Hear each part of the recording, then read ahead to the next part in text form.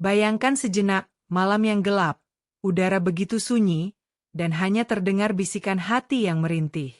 Di saat itulah, ada doa yang naik menembus langit. Doa yang tidak sekadar kata, tapi jeritan jiwa, penuh air mata, penuh pengakuan, dan penuh harapan. Doa itulah yang sejak dahulu menjadi jembatan antara manusia dan Tuhannya. Tapi tahukah kamu, doa-doa paling dahsyat sudah ditinggalkan sejak ribuan tahun lalu.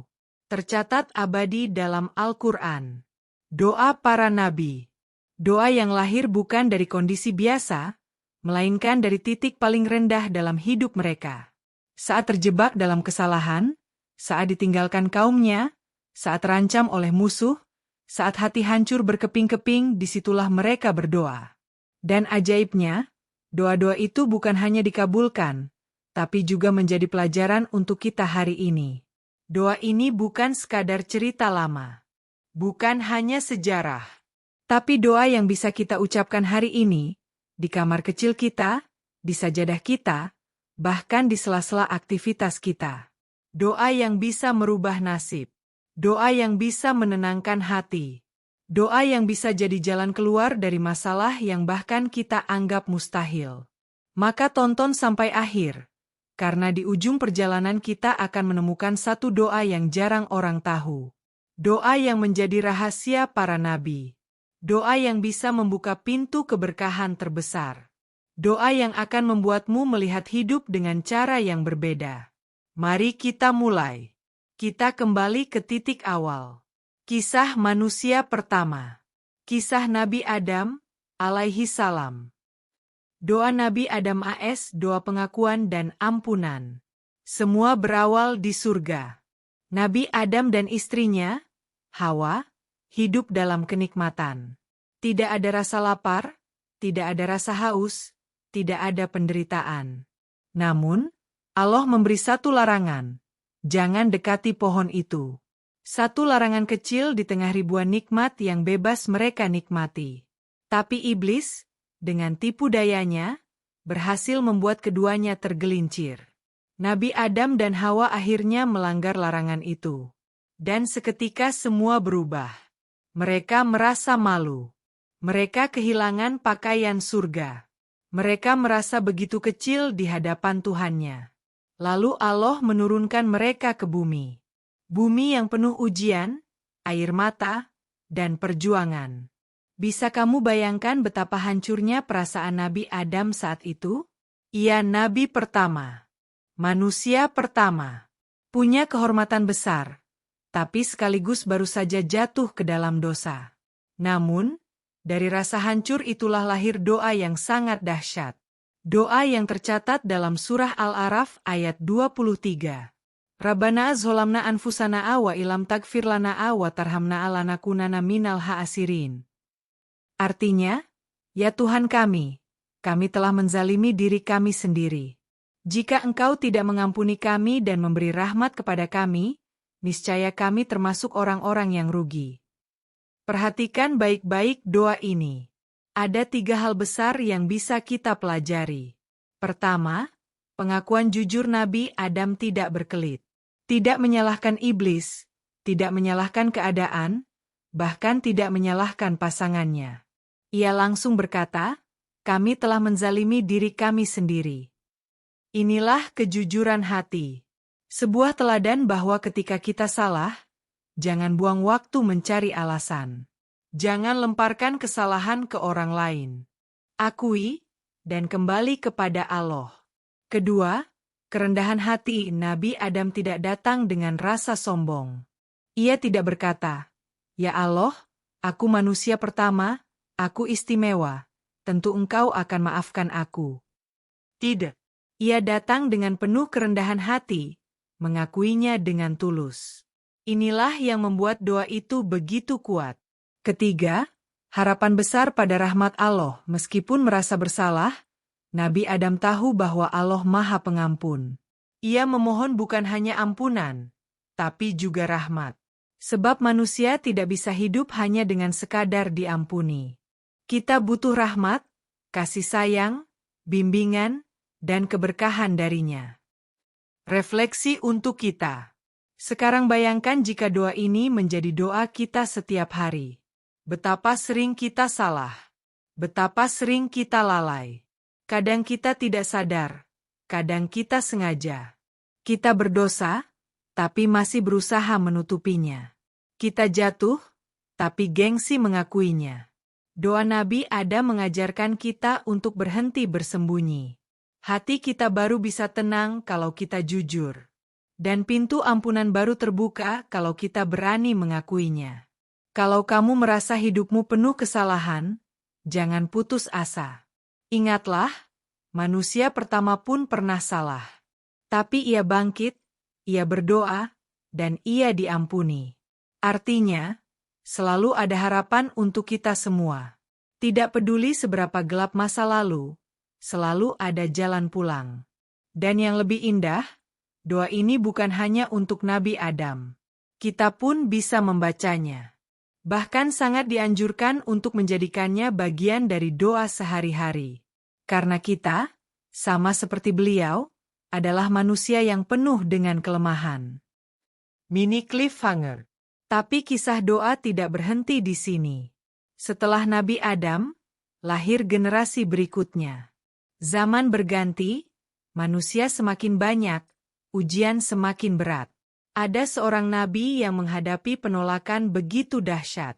Hampir seluruh kaumnya menolak. Bahkan keluarganya sendiri berpaling.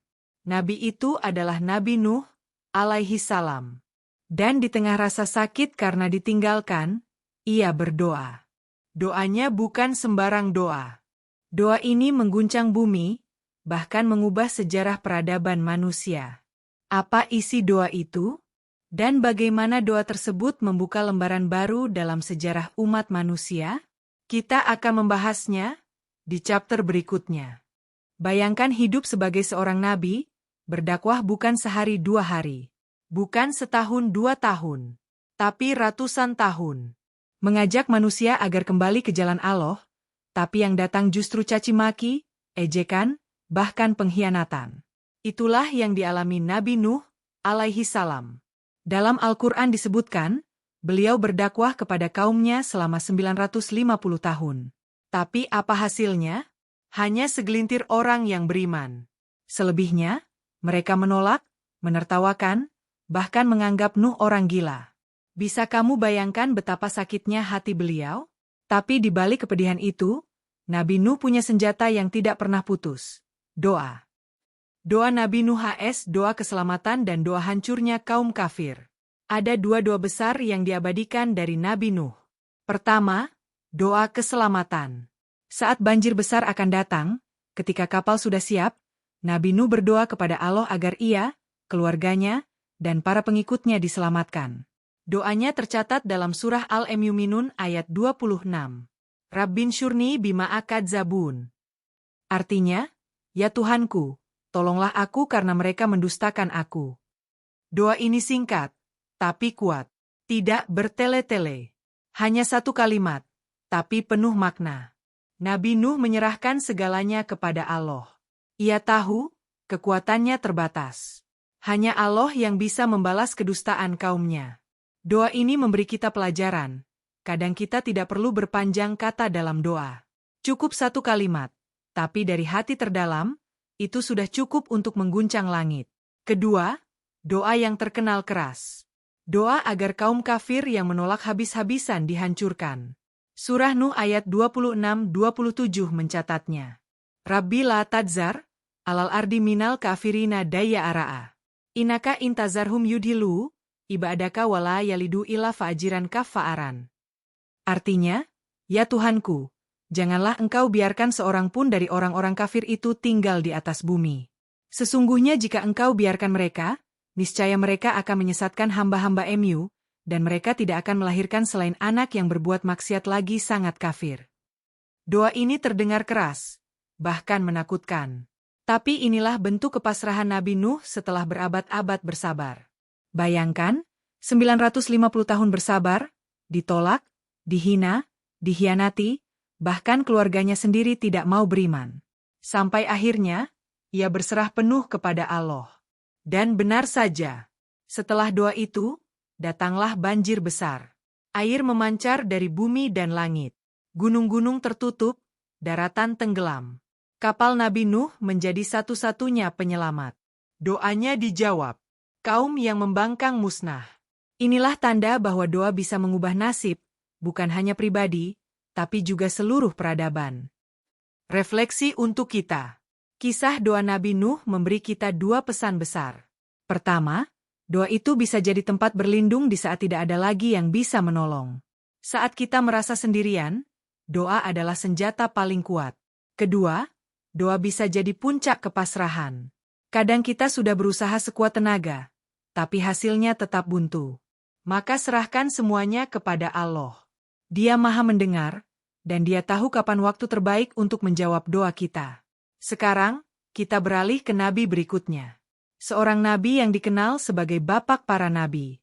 Nabi yang doanya begitu lembut, penuh kasih, tapi juga penuh kekuatan. Dialah Nabi Ibrahim, alaihi salam. Doa Nabi Ibrahim AS doa keturunan, doa negeri, doa tauhid. Nabi Ibrahim punya banyak doa yang diabadikan dalam Al-Quran. Doanya begitu luas, bukan hanya untuk dirinya, tapi juga untuk anak cucunya, bahkan untuk seluruh umat manusia. Mari kita lihat beberapa doa paling penting dari beliau. Pertama, doa untuk keturunan. Dalam surah Ibrahim ayat 40, Nabi Ibrahim berdoa, Rabbi jalni muqimas syalati wa min zurriyati, Rabbana wa taqabbal du'a. Artinya, ya Tuhanku, jadikanlah aku dan anak cucuku orang-orang yang tetap mendirikan sholat. Ya Tuhan kami, perkenankanlah doaku. Doa ini luar biasa. Nabi Ibrahim tidak hanya berdoa agar dirinya rajin sholat, tapi juga memohon agar keturunannya tetap menjaga sholat. Artinya, ia memikirkan masa depan, generasi demi generasi. Ia tidak ingin sekadar hidup benar, tapi juga memastikan anak cucunya tetap dalam jalan yang sama. Pelajaran besar untuk kita, jangan hanya berdoa untuk diri sendiri.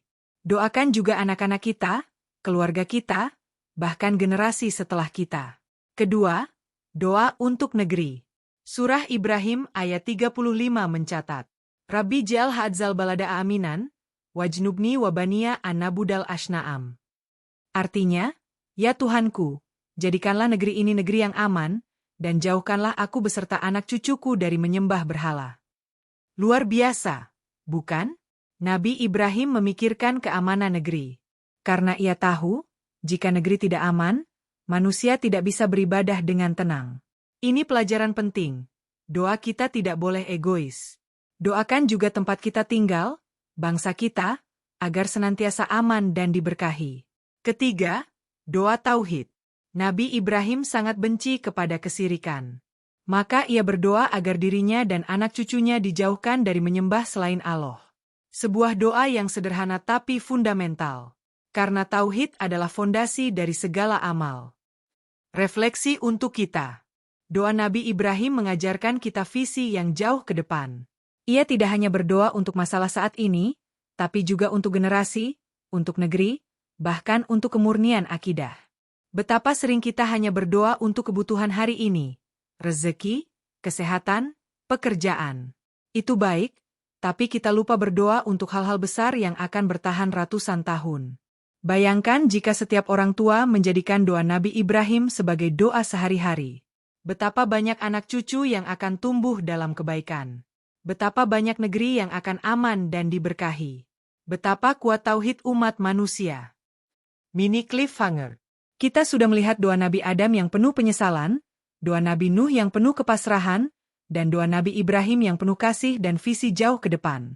Tapi kisah doa para nabi belum berhenti. Setelah ini, kita akan masuk ke doa seorang nabi yang penuh perjuangan menghadapi tirani.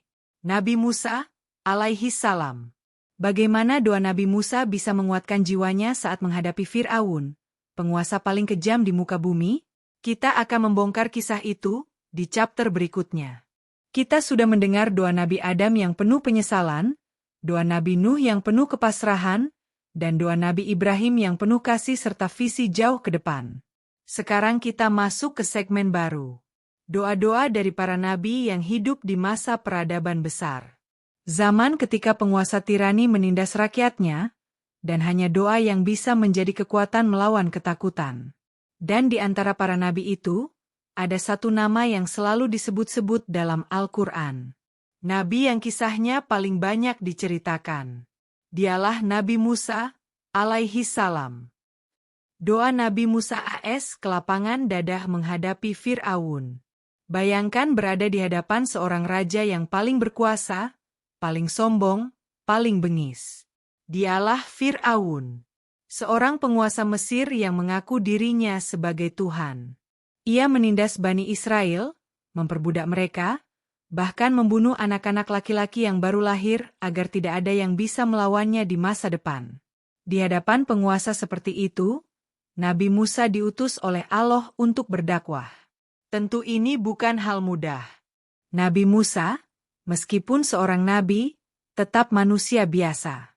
Ia punya rasa takut, ia merasa gugup, bahkan lidahnya agak sulit untuk lancar berbicara.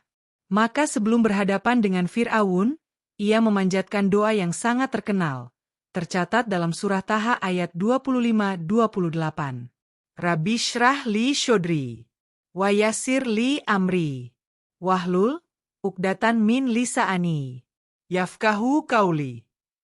Artinya, ya Tuhanku, lapangkanlah untukku dadaku, mudahkanlah untukku urusanku, dan lepaskanlah kekakuan dari lidahku, supaya mereka mengerti perkataanku.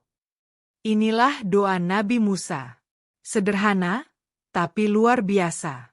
Ia tidak langsung meminta kemenangan. Ia tidak meminta Fir'aun dihancurkan saat itu juga. Ia justru berdoa agar dirinya diberi kekuatan dari dalam, kelapangan dada, kemudahan urusan, dan kelancaran berbicara. Pelajaran besar untuk kita. Ketika menghadapi tantangan besar, jangan langsung berdoa agar tantangan itu hilang. Tapi berdoalah agar kita diberi kekuatan untuk menghadapinya. Karena seringkali, Allah tidak langsung menyingkirkan masalah, tapi justru memberi kita kemampuan untuk mengatasinya. Dan doa ini dikabulkan. Nabi Musa bisa berhadapan dengan Fir'aun, berdialog, dan menyampaikan risalah. Meskipun Fir'aun tetap keras kepala, doa ini menjadi bukti bahwa keberanian sejati lahir dari doa yang tulus. Doa Nabi Musa AS, doa perlindungan. Selain doa kelapangan dada, ada juga doa lain Nabi Musa ketika berada dalam kondisi sangat berbahaya. Ketika ia harus lari meninggalkan Mesir karena membunuh seorang Mesir secara tidak sengaja, ia merasa takut dan sendiri. Dalam kondisi itu, ia berdoa sebagaimana tercatat dalam surah Al-Kashash ayat 21. Faharaja minha ho'ifan yatarokobu. Kala Rabbi najjini minal kaumiz zalimin. Artinya, maka Musa keluar dari kota itu dengan rasa takut, sambil mengintai. Ia berdoa, ya Tuhanku, selamatkanlah aku dari orang-orang yang zalim itu. Doa ini menunjukkan sisi manusiawi seorang nabi. Ia takut, ia gelisah, tapi ia tidak menyerah. Ia menyerahkan ketakutannya kepada Allah. Dan inilah doa yang sangat relevan untuk kita.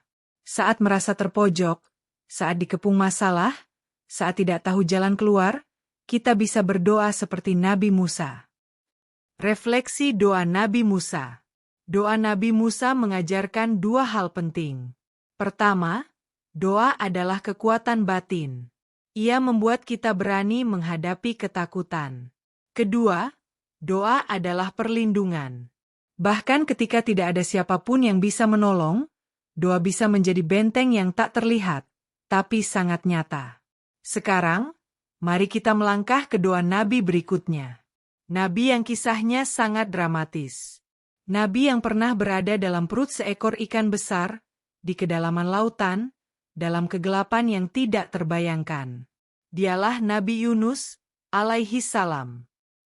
Doa Nabi Yunus AS, doa dalam kegelapan. Bayangkan, lautan luas yang gelap, malam yang pekat, ombak besar menggulung. Dan di dalam perut seekor ikan besar, ada seorang manusia yang masih hidup.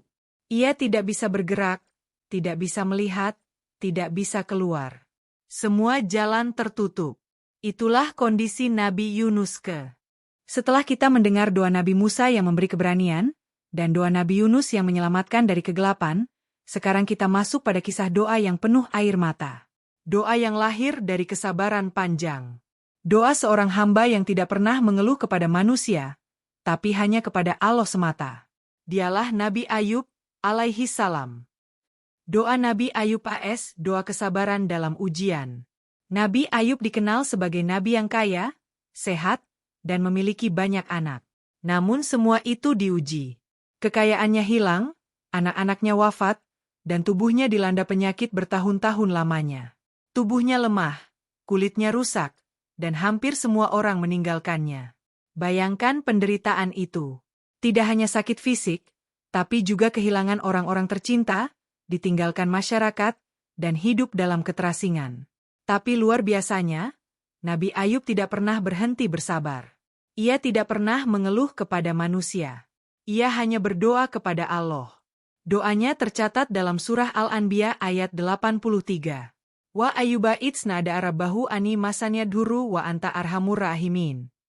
Artinya, dan, ingatlah kisah Ayub ketika ia berdoa kepada Tuhannya. Ya Tuhanku, sesungguhnya aku telah ditimpa penyakit, dan Engkau adalah Tuhan yang Maha Penyayang di antara semua penyayang. Perhatikan doa ini. Ia tidak berdoa panjang lebar. Ia hanya mengakui kondisinya, aku ditimpa penyakit. Lalu ia menyerahkan semuanya kepada kasih sayang Allah. Tidak ada nada protes, tidak ada kata putus asa. Hanya penyerahan penuh. Dan Allah menjawab doa itu. Nabi Ayub disembuhkan, dikembalikan kesehatannya, diberikan keturunan baru, dan hartanya berlipat ganda. Kisah ini menjadi bukti nyata bahwa kesabaran dan doa yang tulus bisa mengubah penderitaan menjadi nikmat. Refleksi doa Nabi Ayub. Doa Nabi Ayub memberi pelajaran luar biasa. Ketika kita sakit, ketika kita kehilangan, ketika dunia seakan menjauh dari kita, jangan berhenti berdoa. Jangan biarkan lidah kita sibuk mengeluh kepada manusia, sementara kita lupa mengadu kepada Allah. Sakit yang panjang bisa melelahkan. Kehilangan bisa menghancurkan. Tapi doa bisa menguatkan. Dan siapa tahu, justru dari ujian itu lahir keberkahan yang lebih besar. Doa Nabi Zakaria AS, doa harapan keturunan. Setelah Nabi Ayub, mari kita melihat doa nabi lain yang juga penuh harapan. Seorang nabi yang sudah sangat tua, rambutnya memutih, tubuhnya lemah, istrinya mandul, tapi ia tetap berdoa. Dialah Nabi Zakaria, alaihi salam. Dalam usia senja, ia masih berharap punya keturunan yang bisa meneruskan dakwah dan menjaga agama. Dari sisi manusia, ini mustahil. Tapi Nabi Zakaria tidak putus asa. Ia tetap berdoa, dengan suara lirih, penuh harap, sebagaimana dicatat dalam surah Maryam ayat 36. Itsnada'a rabbahu nida'an hafya'a. Ka'ala rabbi ini wahanal adzmu mini washta'ala rosu syaiba walam akun bidu'aika rabbi si syakia'a.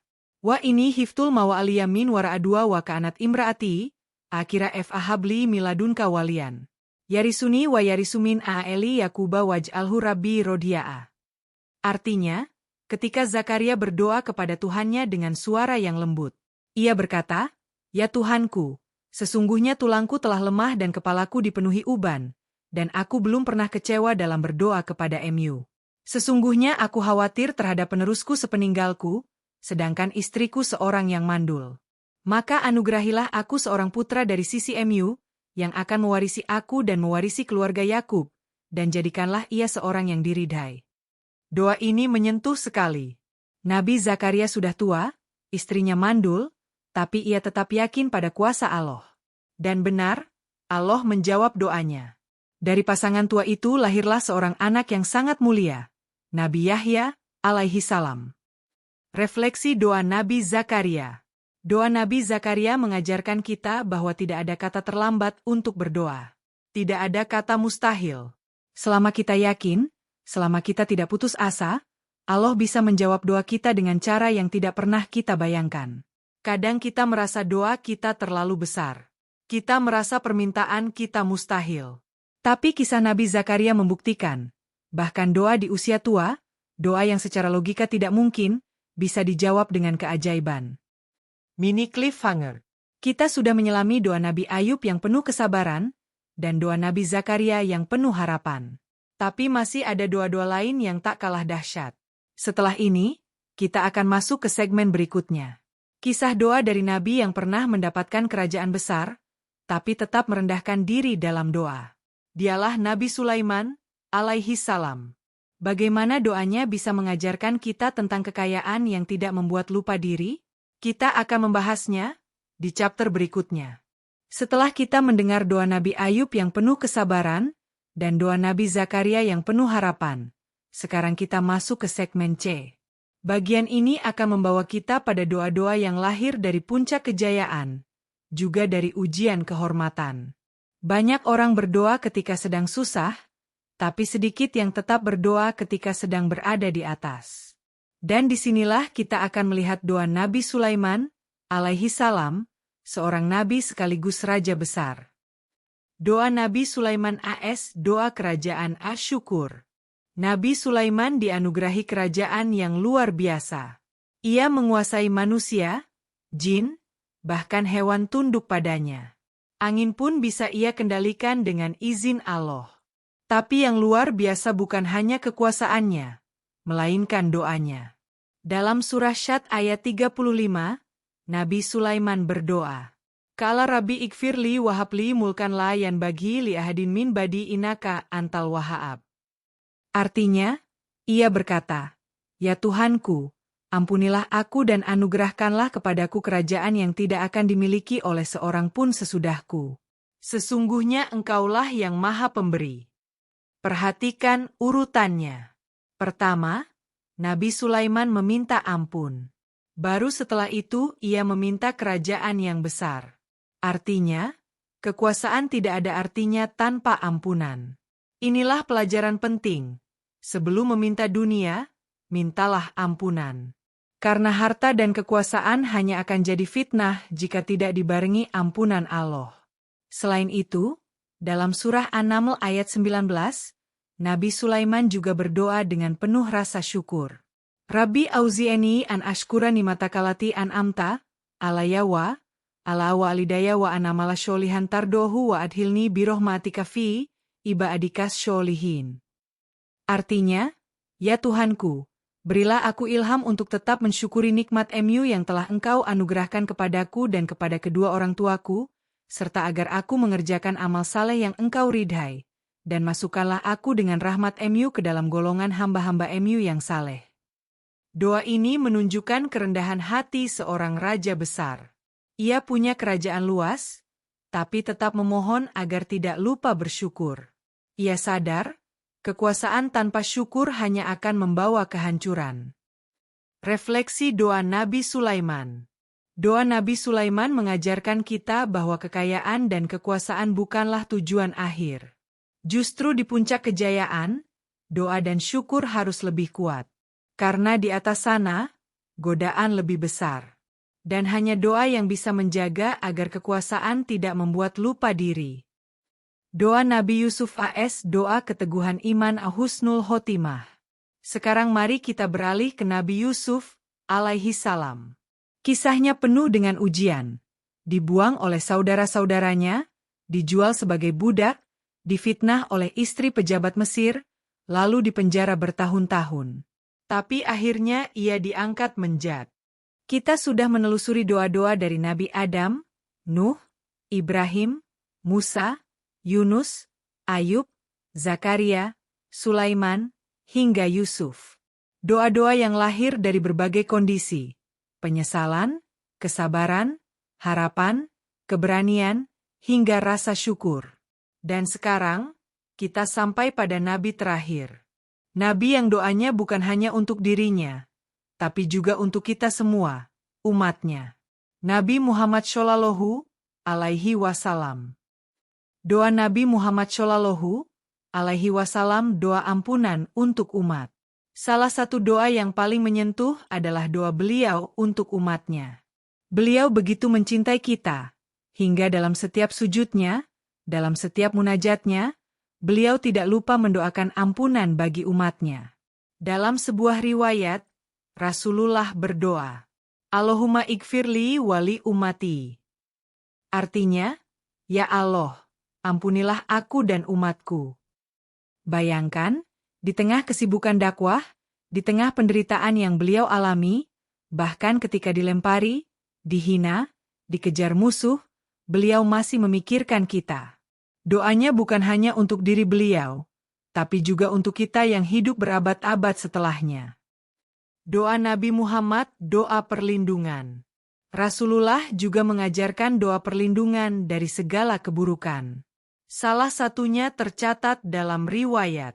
Allahumma inni a'udzu bika minal hami wal hazani, wal ajzi wal kasali, wal buhli wal jubni, wa dola aididaini wa golabati rija'al.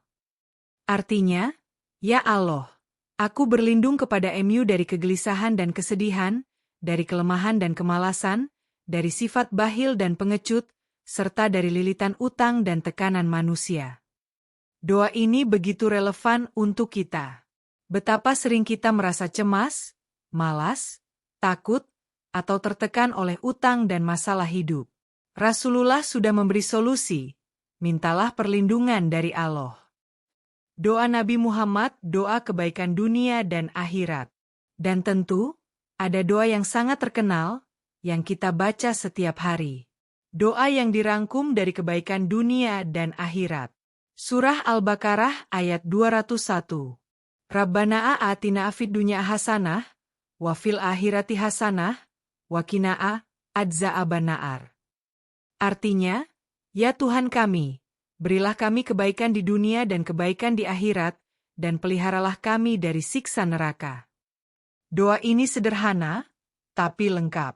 Kita memohon kebaikan dunia, rezeki, kesehatan, keluarga, kehidupan yang baik. Dan kita juga memohon kebaikan akhirat, ampunan, rahmat, surga, plus perlindungan dari neraka. Refleksi doa Nabi Muhammad.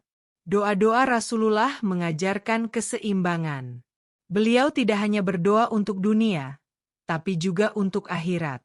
Tidak hanya untuk diri sendiri, tapi juga untuk seluruh umat.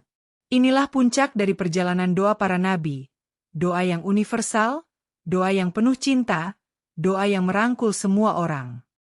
Recap 15 doa dahsyat dalam Al-Quran. Mari kita tarik benang merah dari semua yang kita bahas. 1. Doa Nabi Adam, pengakuan dosa dan permohonan ampun. 2. Doa Nabi Nuh, perlindungan dari kaum yang menolak. 3. Doa Nabi Ibrahim, doa keturunan D.